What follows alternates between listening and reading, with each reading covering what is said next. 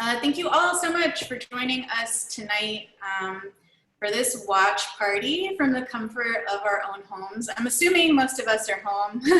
I'm home. And for those of you who may not know me yet, my name is Monica Pena, and I oversee the Wavemaker Grants Program and other programs at Locust Projects. Founded by artists for artists over 20 years ago, Locust Projects is Miami's longest running nonprofit alternative art space. Our mission is to create opportunities for visual artists at all career stages, invite risk-taking and experimentation, activate conversations around new art and ideas, and advocate for artists and creative practices. We're really excited to celebrate Summer's exhibition, Language is Leaving Me, tonight with two experimental short films by Maya Deren. Her debut film, actually, Meshes of the Afternoon, which was made in 1943, and At Land, which was made the following year, 1944.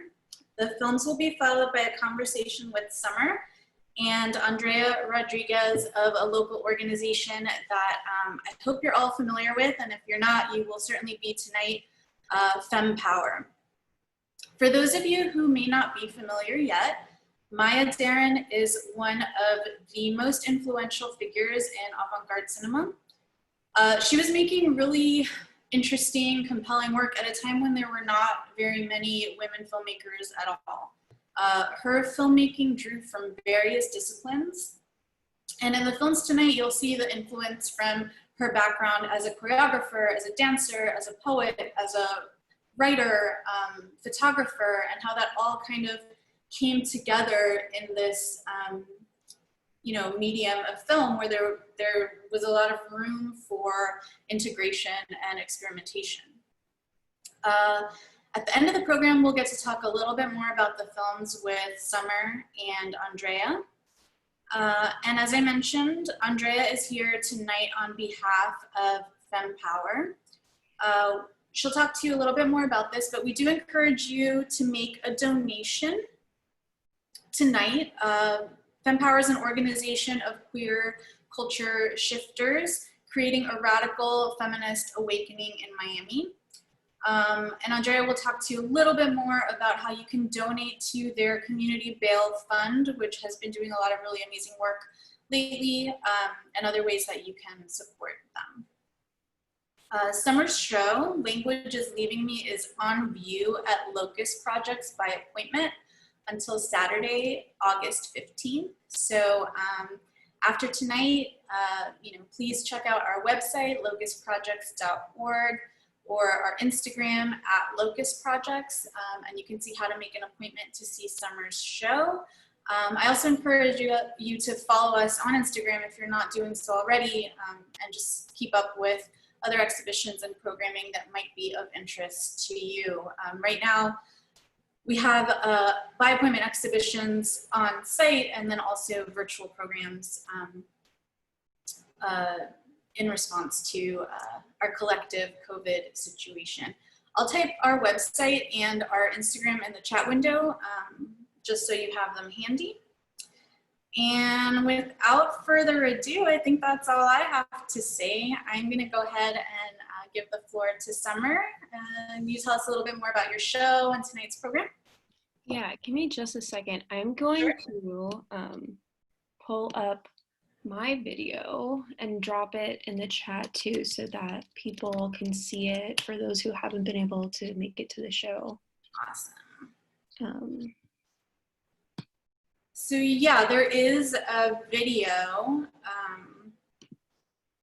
component to Summer's show, and she's gonna drop a link to that in the chat window. So if you're not able to make it to see the show in person, for any reason, you'll be able to at least watch the video that is currently playing at Locust. All right, here's this. Okay, so there is the video in the chat for anyone who hasn't been able to make it or won't be able to make it. Thank you, Monica, for everything you've done to help out and coordinate, and thank you to everyone at Locust. I'm really excited about this show and how experimental of a project it's been for me. This project really started out by like me making these really weird long Instagram stories like a few years ago. I was reading a lot of theory and became really obsessed with like finding visual representations of that theory and everything that I was watching and doing and reading. Like I would be watching Killing Eve or like Sabrina the Teenage Witch or something and be like, oh my God, that's a perfect visual representation of all of this like feminist theory that I'm reading or something. And so then I would like screen or put together like clips of that and write these little narratives on my Instagram stories.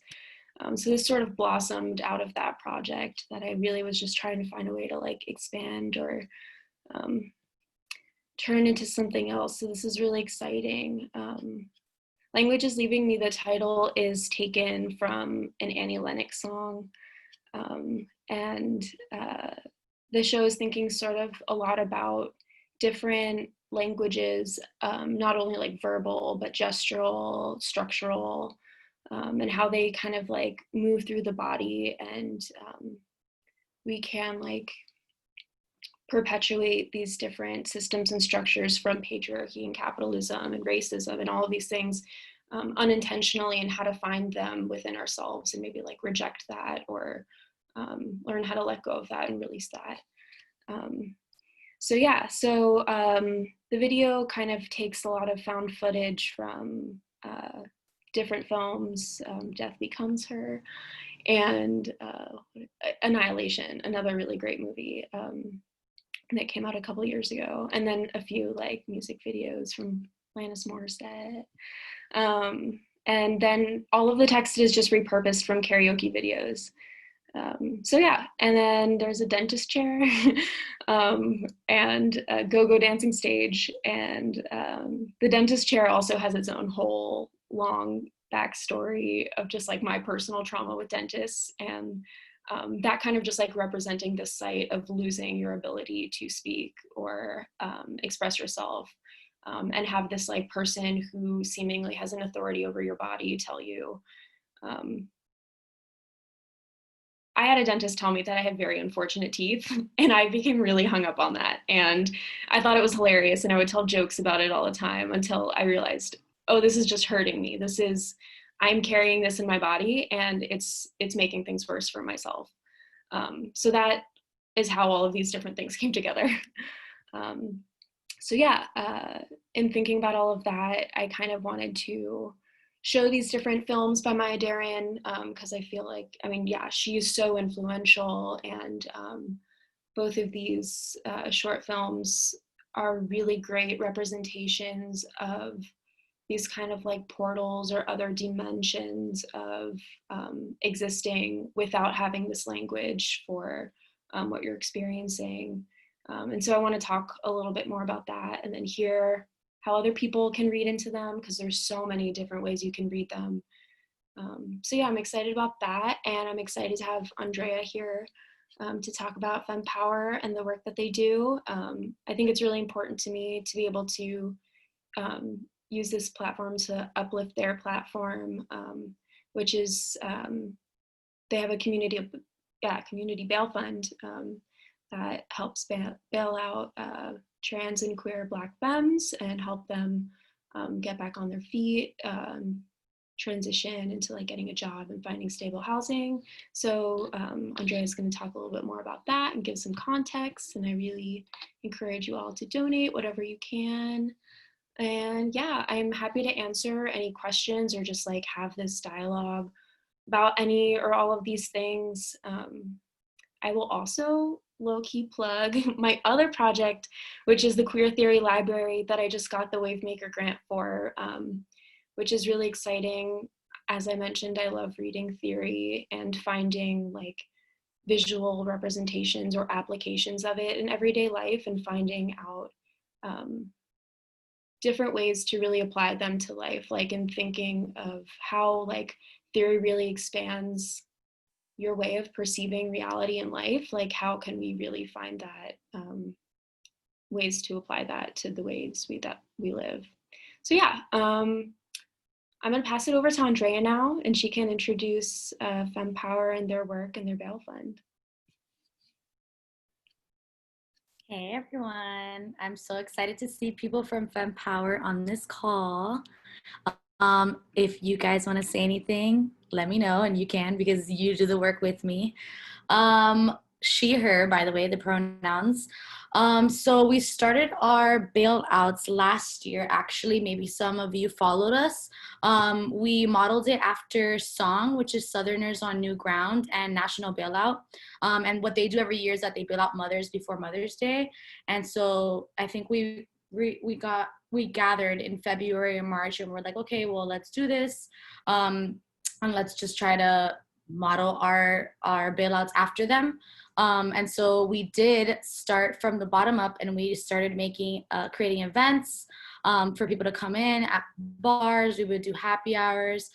People would donate. And then, you know, we started doing crazy things like attending court hearings and getting, some of us became like clergified to be able to visit the jails. But luckily we were able to get connected to a lot of people that worked closely with public defenders, and then they were able to connect us to people, to mothers to bail out. So we did bail out 2 mothers last year, and so we supported them for 90 days, which is the model that National Bailout presented to us. And in those 90 days, we provide them with food, with housing, with transportation, with medical help if we can, medical aid. And so after that year, which was last year, coming to this year, we kind of wanted to do something that was year round, a bail fund that would be year round, and then started centering conversations in Miami along with Dream Defenders about cash bail systems and how to fight against cash bail systems, which is another campaign called Free the Block. So I'll plug all that information into the chat. And so obviously with the virus this year, we weren't able to really gear up to bail out mothers. And so what we did was we started bailing out folks that were compromised because of the virus, because obviously the viruses are in jails right now. And there's been reports and articles that can be brought up as well that say that they are in the jails in Miami. And so we started bailing out folks that were compromised because of it, providing them with the same thing, medical help, food, transportation, whatever they needed. And then obviously when that was happening, the whole revolution happened. Well, we're living in a revolution basically, with the Black Lives Matter movement again. And then we also took some of our funds to bail out a lot of protesters. I think this summer we bailed out about 23 to 25 people. But then we did realize that we had to buckle down, separate that, and then we decided that we, moving forward, starting now in August or September, we'll be bailing out Black, trans, and queer and femme identifying folks, and we'll be providing them again with transportation, with bi-weekly groceries, with if we need to apply for medical aid or jobs, which in this climate will be a little difficult, but we're trying to manage it how we can. And yeah, anything really helps. I think the first thing that you can do is obviously donate any like that word. I think the second thing I would like to do is encourage everybody to vote in their local elections. Early voting ends on Sunday, and election day is on Tuesday, August 18th. And so I don't know if this means I'm endorsing someone, but I think that we should all be voting for Melba Pearson, who is the state attorney running against Catherine Fernandez Rundle, who has been in power for 27 years and has never done anything to, and that's a long story. I can't express my anger towards her, but I will plug that information into the chat as well if anyone else does not know about her. And I also would say that I'm voting for Daniela Levine Cava for mayor. Any of those, we actually have someone, our co-founder from FemPower, did have a conversation with Melba. If anybody wants to check it out, I'm going to plug that in as well. And then a third thing that you can do, which is always welcome, is volunteer. I know a lot of us have extra time right now because we're unemployed or we're at home. So if you can volunteer remotely, help us, you know, with food, transportation, with looking for any kind of aid, whether it be medical, jobs, etc. We're always welcome and really grateful to anybody that wants to volunteer their time. And yeah, I think that's about it for bailouts. If you have questions, feel free to drop them in the chat. I'm gonna go ahead and just plug in a couple of, I'm gonna plug in the Cash App, the Venmo, and then I'll go ahead and plug in our co-founder's conversation with Melba Pearson, which was amazing. It was very informative. I'm also gonna drop her podcast because she has a podcast and she interviews several people that is just amazing. One of them is actually on this call. I think Becca's on here. She interviewed Becca, which was great. I listened to it recently, re-listened to it yesterday. And yeah, if you have any questions, I'm here. I will pass it back over to Monica. Awesome. Thank you so much. We are so humbled and impressed by the work your organization does and the how much you've grown in such a short time and had such a powerful influence on the lives that you affect directly, but also just on our community as a whole, and kind of inspiring everyone to kind of step up and contribute more and do better. So we're happy to share this space with you tonight, and again, really encourage everyone to donate in an amount that's equitable and right for you to FemPower for all their amazing work. As Andrea said, the chat window, we're sharing a ton of resources there tonight, so you know, please use it with us. Check out the resources that Andrea's sharing. Check out Summer's video, and you know, feel free to use that to kind of supplement the conversation that we're gonna have after we watch the movies. So I think we're ready to go. Summer, did you want to add anything, or should we just go ahead and start the films? I think we can just go ahead and start the films, and then we'll take a break in between the two of them. They're both around 15 minutes. So afterwards, after the first one, maybe we can like say a few things about them or whatever, and then we'll go into the second one and then maybe really have a discussion. That sounds like a great plan. Awesome. Okay, so I'm gonna share my screen and the videos with you all. Just give me 1 second.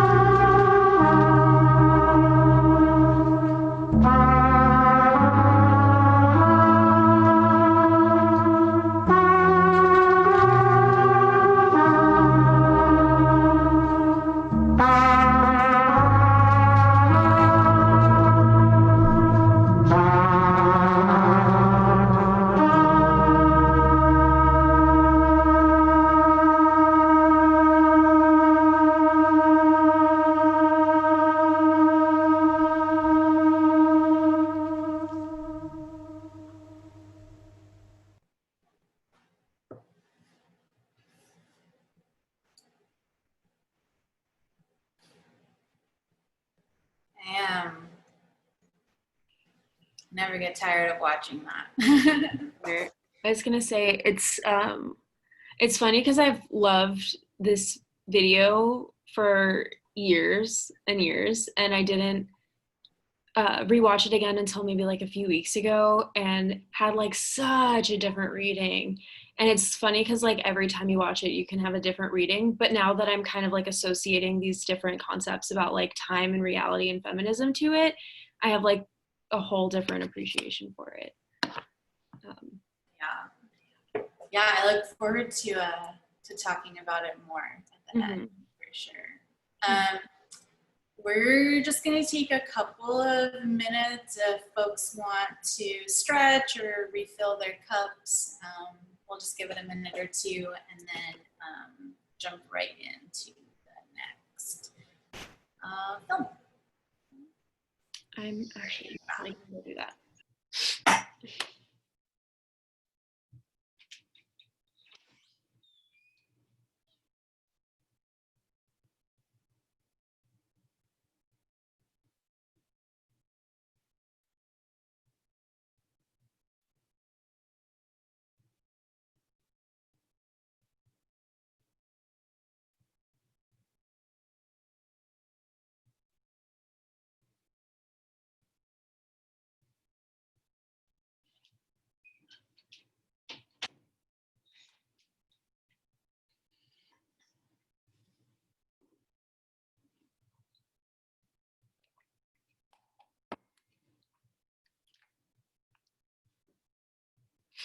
Hi, Star.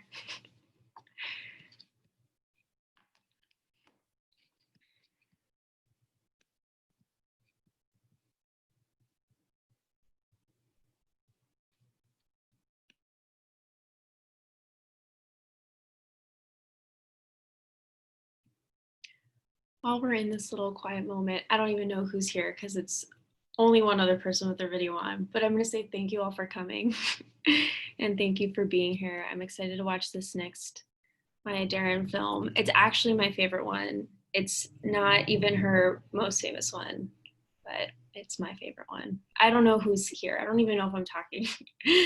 I love talking to no faces, calling all of you out. We were joking before that it's like the anonymity of the movie theater, like we're all sitting in the dark, but we would really love to see your faces, especially during the discussion, if you feel so inclined. So Andrea just dropped a bunch of info resources in the chat window. Go ahead and take a look at those whenever you want to tonight. Domingo says, thank you for putting this together. Domingo, thank you for being here. Thank you all for being here. All right, so we'll just go ahead and jump right into At Land. Yay. Summer's favorite Maya Deren.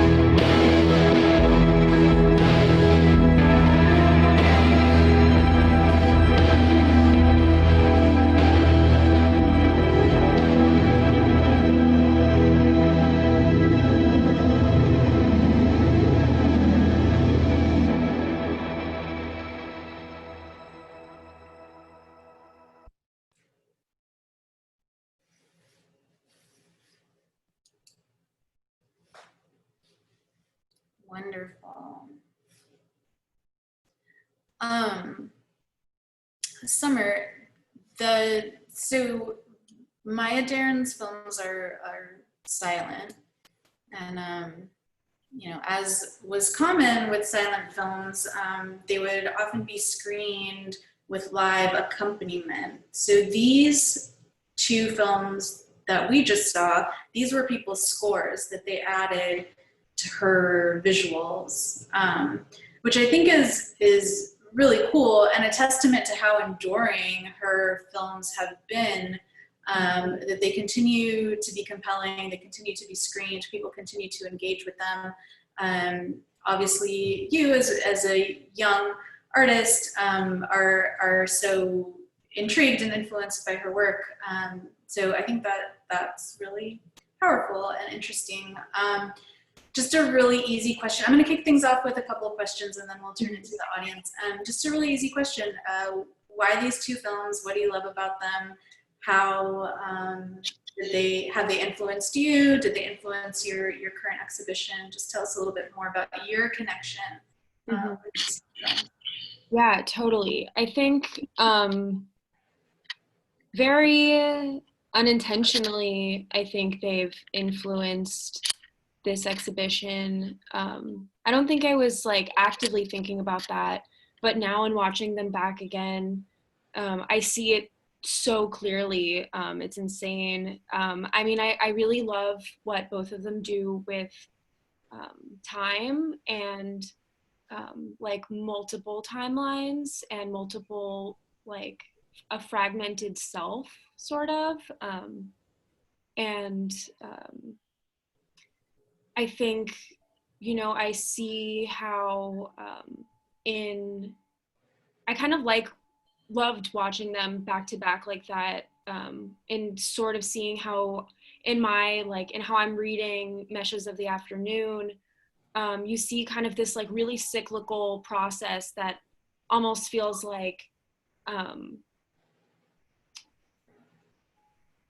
don't know how to describe it, but like outside of reality, obviously, you know, and then it's not even revealed until the very end of the film that like there are all of these, like this sequence of events or like all of these objects trace back to, you know, this like one main event that involved this man. It's not really clear how this man was involved, but you can tell that like all of these different objects become symbols of what happened with this man. And this is kind of like this really cyclical timeline of like restarting over and over again, this thing that kind of just like winds up happening over and over again through these different objects that wind up like replacing themselves and repurposing themselves in this atmosphere. And then at land kind of being like a continuation of that.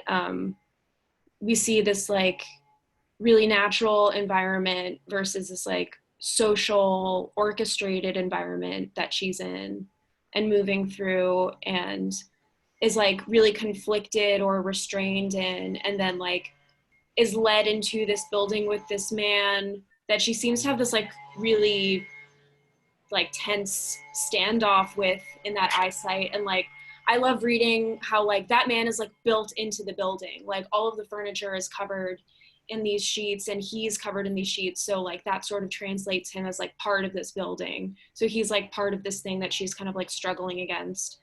And then how like she's kind of like, I read that one sort of as like this like the multiple timelines of trauma and healing and like that kind of like restarting itself, and she kind of keeps seeing herself in these different positions and then kind of like ultimately takes this piece and runs away. So like kind of like finally recognizing like these different actions that she's doing and then like just chooses to like get out of there. So I think and how like that relates to my work, I didn't even like notice until, but like my video also, if you've seen it or if you watch it, my video also like has this kind of like repetitive timeline that starts over and over again, and is all about like the wounds of patriarchy and how that becomes repurposed and like perpetuated in our gestures and our actions and our languages and the way that we move. And so like this kind of like choice of like taking that or running away and just like removing yourself from that scenario, or like seeing these different ways over and over again in your actions, and then like yeah, like yeah, getting out of there. So yeah, that is what I love about those films, and I think it's in conversation a lot with the things that I was thinking about with this show. Yeah, I have a secret life as a filmmaker. I make experimental films, and I went to film school, and I studied Maya Deren, and I studied a lot of experimental women filmmakers that were really influential on me and my work. And something that I've been thinking about a lot recently is that experimental women filmmakers, particularly of sort of that generation, were challenging cinematic language and moving away from, you know, a mode of storytelling that was and still is very masculine, very patriarchal. I mean, what we're kind of taught is that stories have a beginning, a middle, and an end, and somewhere in there there's a climax. And what's the word? That's a very linear. It's a very masculo-sexual construction. Yeah. And so what does it mean to have a feminist language? And that's what a lot of the women experimental filmmakers, you know, exceptionally so Maya Deren, but a lot of them were doing at that time was creating a new way, a new feminist cinematic language, and how that might be different from a very linear kind of beginning, middle, end, you know, male lensy kind of storytelling. And so that speaks exactly to what you're talking about with kind of time that is maybe more cyclical, more circular, where realities are broken up or feel disconnected. And that was the experiment. Like, how do we speak our own language, and what does that look like visually? So it's I mean, it's all really interesting stuff. And so in that vein, that leads me to my next question. Noting that, you know, these films come out of, you know, these are really radical experimental films, radically feminist films from another generation. So here we are, 2020. Summer, you through your artwork are engaged with very feminist ideas and motifs. Andrea, you know, your work as well comes out of a very empowered feminism. How do you think that kind of that earlier feminism has been influential, and how do you think that feminism has changed and evolved, and you know, where are maybe some of those evolutions? Yeah, I mean, I think that I think there's still a lot of like fractures in feminism still now, with like, you know, feminism then was so like had so many pockets that were like still so exclusive, and leaving out so many different like intersections. And now like I've been thinking a lot too with this, or like as I've been talking about this show with people, there was a really good Angela Davis interview on Democracy Now. I've been watching Documentary Now. But she was talking about, she was saying like, when I talk about feminism, I'm not just talking about gender, like I'm also talking about like class and race and all of these things, because they're all connected. And I feel like that is also kind of like how I feel about when I'm talking about these things. Like she was talking about like abolition feminism. And yeah, I mean, I think that there are like ways now where like, you know, there's this whole wave of like intersectional feminism, because there was this like massive wave of like white feminism, you know, and so I think maybe there are like more convergences now, but I think it's also still like there's always work to do with that. For sure. Andrea, I don't know if you wanted to add anything to that, or we can open up to questions. I actually just think it's really funny that we're talking about this because I had a Zoom meeting yesterday called Challenging Patriarchy, Building Our Movements. And it was talking about feminism and movements. And so we watched a video that had to do with June Jordan, and they were talking about the Black Panther movement and how a lot of Black women in the movement were really the ones stepping forward saying, like, these are issues that need to be brought up, and we're Black women, and you know, we're leading this with more of without regarding the issues that we go through. And so how that actually started to be the fall of their movement and the organization. So I thought that was interesting. And then there was a book that was recommended to us called To Be Black and Female, which is from the 1970s. And I just think it's interesting that this comes from the 1940s. And yeah, touching base on the whole white feminism movement, I mean, it's still a thing. That's just like, even this week with Kamala being chosen as vice president, so many women are like, yay, a woman. And it's just like, it's not a woman thing. It's a where your politics align thing. I feel like a lot of times people want feminism to be what they want in their little box, and they don't bring to account Black women, Black trans folks, queer, BIPOC, or any of, or non-binary, non-conforming. So I just think it's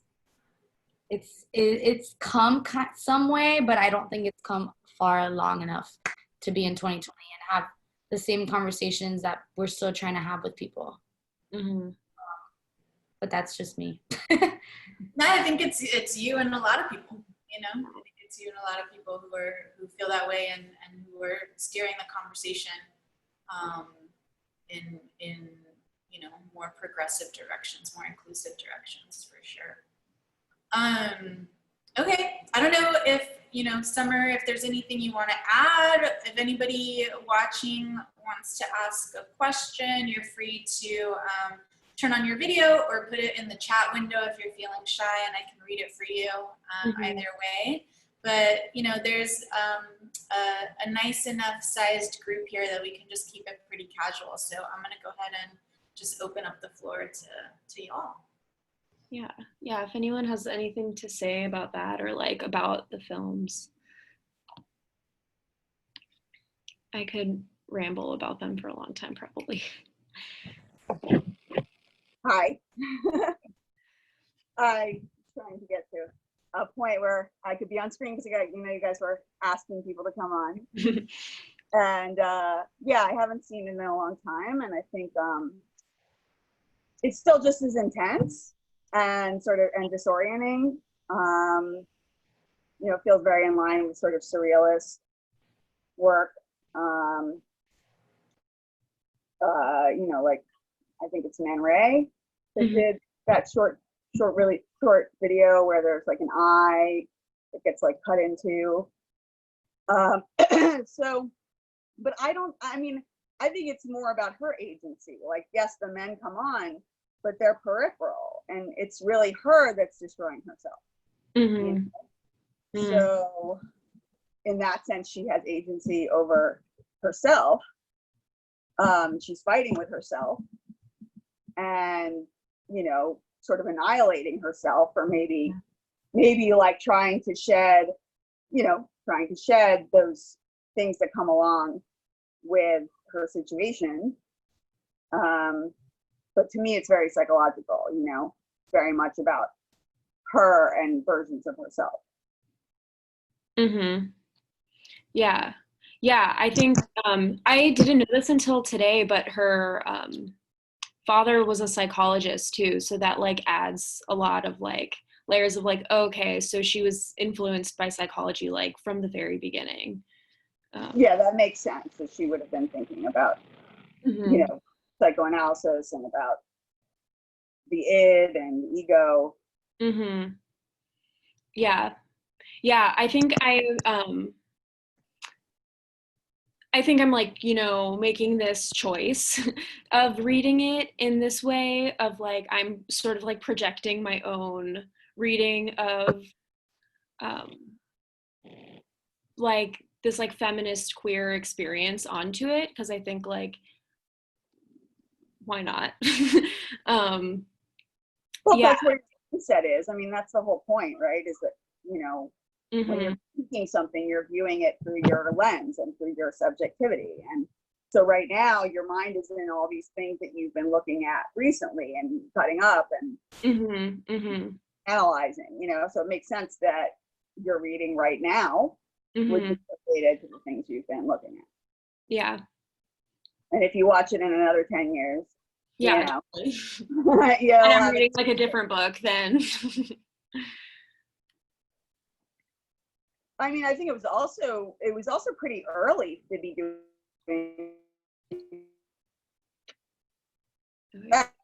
facts. Wait, can you repeat that? I think my internet cut out for a moment. Like she was a video, facts of herself. Marjorie, your screen it seems to be frozen, right? Well, how she's doubling and tripling herself in the same frame. Yeah, you're. Is there a problem on my end? Maybe it's you guys you just went like super slow. Yeah. I think so. Yeah, I think you glitched out for, you know, the last little bit of what you said, but you seem to be better now. Maybe if you oh, maybe you're frozen again. It's not just you, Summer. It wasn't just you. It wasn't your internet cut out. Yeah, I think Marjorie, you're having some internet issues. If you want to try to resolve, just maybe drop your questions and comments in the chat window, and I can put them out for you as a backup if we can't get your internet flowing. In the meantime, I think she left. Hopefully she can come back on and that'll be resolved. Does anyone else have any questions or anything? Any comments, or I don't know how much of Marjorie's comment you caught, Summer, but I didn't catch very much of it. I didn't catch very much of it either. I thought it was my internet, because my internet cuts out all the time. This is the fun of Zoom, is that it can be kind of messy and casual. I think Marjorie, you want to try again?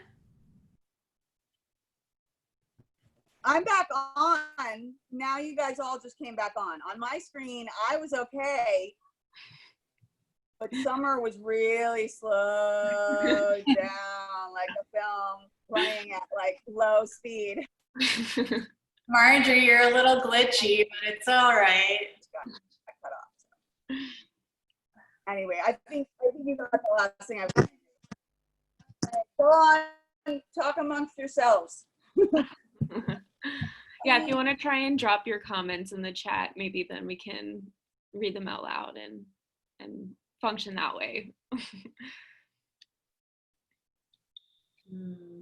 So, Summer, you mentioned not to move away from Maya Deren, keep that conversation flowing too, but you did mention that you were a wave maker, which I was also looking forward to mentioning at the end here, and we're really excited. So for those of you who don't know, Locust Projects oversees a program called Wavemaker Grants. We get some funding from the Andy Warhol Foundation for the Visual Arts, and we redistribute that funding to artists in Miami to make publicly accessible work. There's 16 regranting organizations just like Locust Projects all over the country, cities like Houston, Philadelphia, Baltimore, that are all doing the same thing. So it's really great to be able to take that money and to be able to put it in the hands of artists working in their communities, and also to provide other support as we can through Locust Projects. So Summer is one of our new wave of Wavemaker grantees. That was like the worst pun. But you're working on the Queer Theory Library. So I'm wondering if you maybe want to talk a little bit more about that, or what else might be next for you. I know things in general are kind of in an uncertain, paused state for all of us. But I know you've been thinking about the project, and I'm just curious, where you're at with it, even if, just what you're thinking about it, so it's on everyone's radar. Yeah. Well, pre-COVID, the plan was to get like a storefront, or eventually work on getting like a truck and have like a library truck that I can like drive around town and make that like not such a static location, but make it like a mobile library, take it to like the queer party that happens, so that there's that.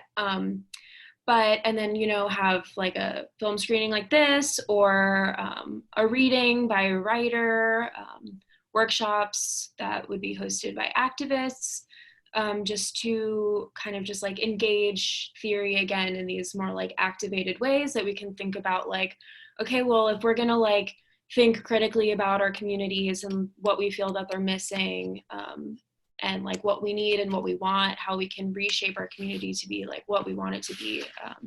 How can we find a way to like look at the like content that we're consuming, and the ways that we are moving through our lives and thinking about our lives, and just apply that theory, or even just critique theory, because theory can be really problematic a lot too.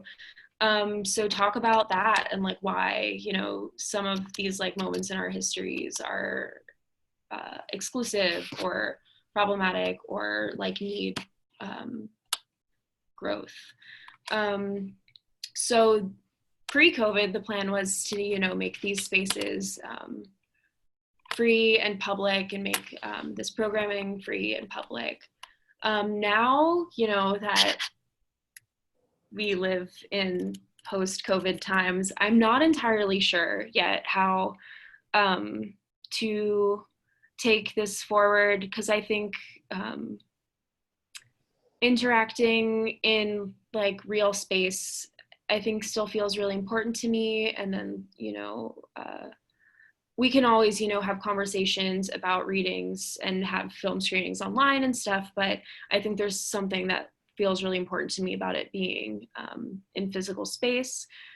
So I'm not sure when that's going to be possible, obviously. But in the meantime, while I'm not sure, I'm still going to be building, different connections with other organizations in Miami, or other libraries or bookstores in Miami, to be able to kind of like create connections there and see what we can build online in the meantime.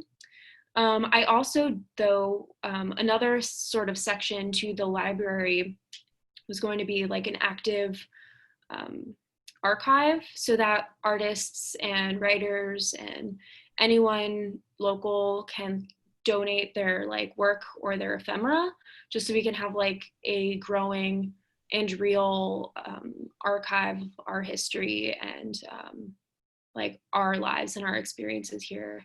So yeah, I hopefully will still be able to work on that, and people can still, donate their things and bring in things or mail them even to me, and we can sort of start building the archive. So that's something I'm going to be working on building soon, and just see how to translate that or shift it online as much as possible in the meantime. Yeah, so that is the Queer Theory Library. I'm really excited about it. I've been slowly ordering the books and reading through them and taking notes. So that's exciting, and I'm excited to like start sharing them and sharing thoughts and having discussions with people about that. Awesome. Well, we're really excited for you, and excited to see how it all unfolds, and how you adapt, how we're all kind of adapting to our new collective circumstances. Cool, so we're actually over time, but if anybody has any last thoughts or questions, feel free to go ahead and chime in now. Andrea says I should start a book club, and I'm 100% ready. Before, if anybody else finally wants to speak, I hope so.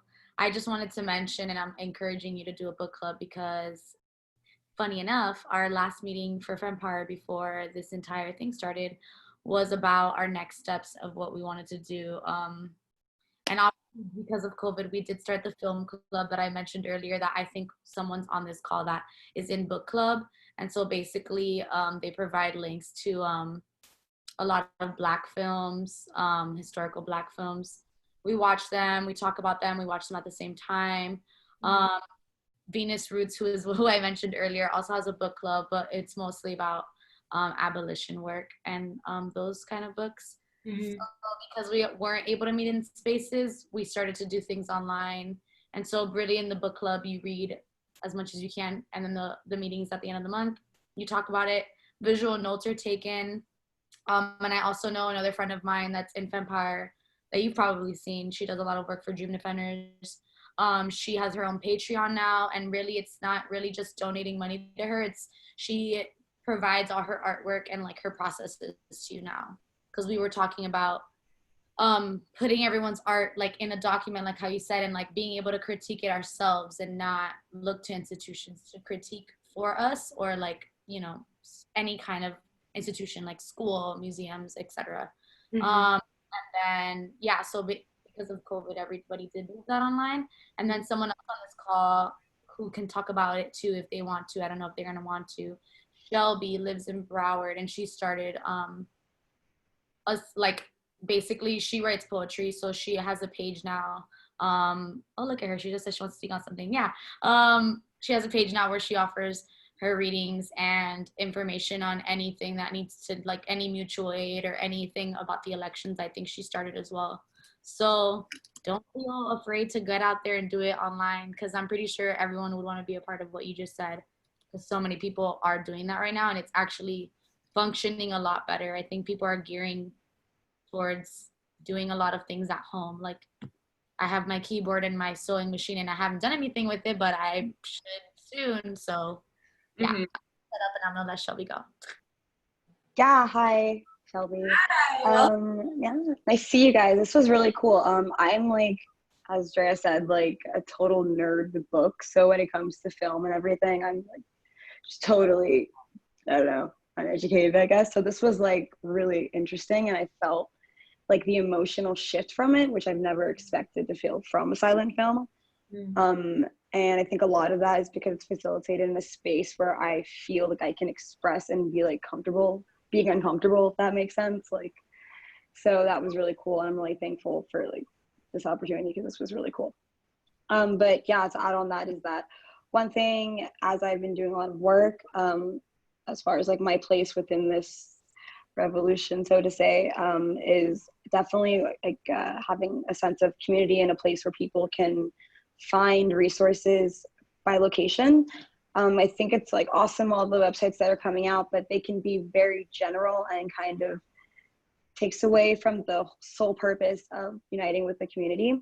So I was thinking like recently of adding to that website that I have of a bunch of different resources like that span from like ways to help the environment to the election, of adding like an art hub of anywhere people could like kind of like a space where anyone could set up, hey, I need this done, or this so and this person's offering this, and keep it to people who are, you know, sharing that same mindset, because that's really important to me, that we keep like these ideas, these imaginative beautiful queer thoughts flowing and present, and that people know they're not alone. And the internet can be a big scary place, but like have a hub for all of us would be so great. So yeah, thank you, this is cool. Yeah, thanks.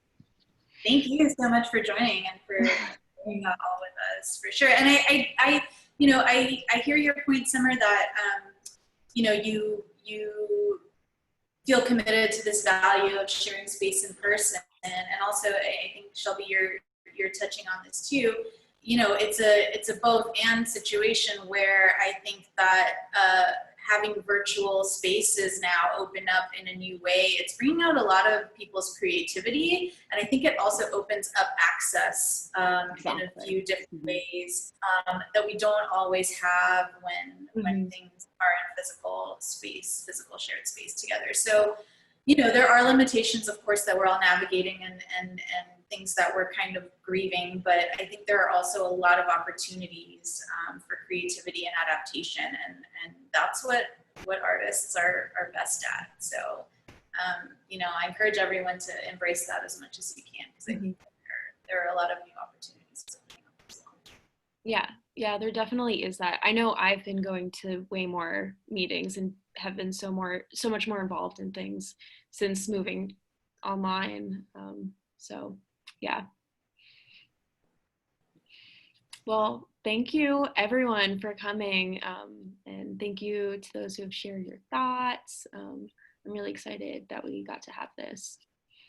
And thank you, Monica, so much.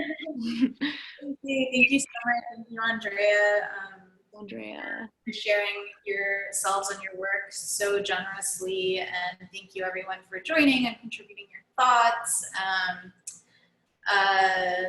Again, Summer's show is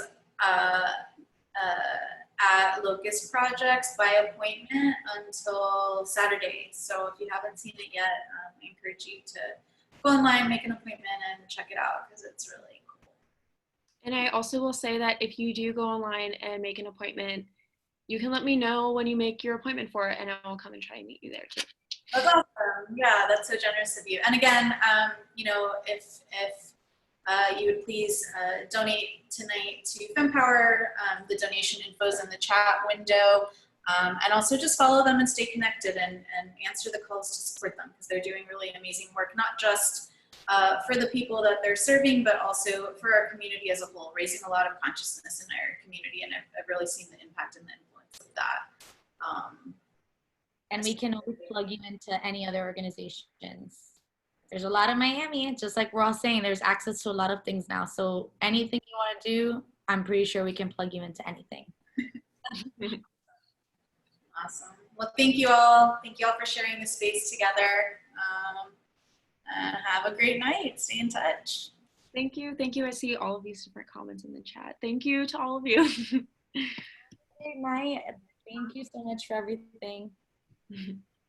Bye. Bye.